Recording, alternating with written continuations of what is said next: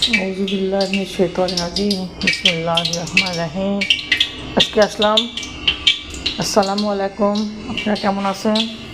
আছি আলহামদুলিল্লাহ। ফুলকপি আলু দিয়ে এই বাটা দিয়ে এই যে রুই মাছ রান্না করব। মাছটাকে আগে ধুয়ে নিই, তারপরে রান্না করি। দেখতে থাকেন।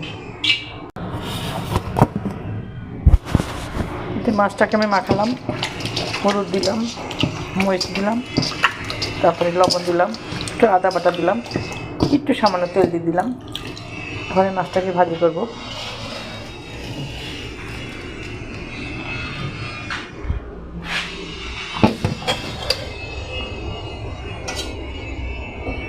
আল্লাহ মাফ করে দেওয়া আল্লাহ। একটু অসুস্থ মানুষ, শরীর ভালো লাগে না, এই দাঁতের ব্যথায় খুব কষ্ট পাই।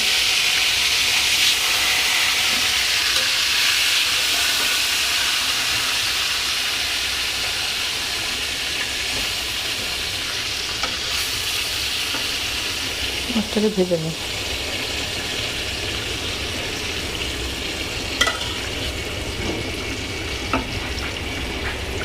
খিচুড়ি কয়টা ভেজে নিই। মাছ অফিসে যাবে, জামাই খাবে, সেজন্য অফিসে যাবে মাছটা।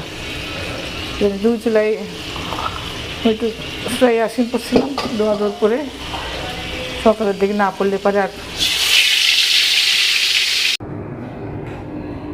মাছটা দিয়ে দিচ্ছি, মশলা কষায়, ফুলকপি কষায় নিয়ে রুই মাছটা দিয়ে দিয়েছি। ফুলকপিটা মাছটা ভাজতে যায় ছিটিয়ে ছিটিয়ে সারা মুখ একেবারে হয়ে গেছে। যাক আলহামদুলিল্লাহ, ফুলকপি আলু আর রুই মাছ রান্না ডান।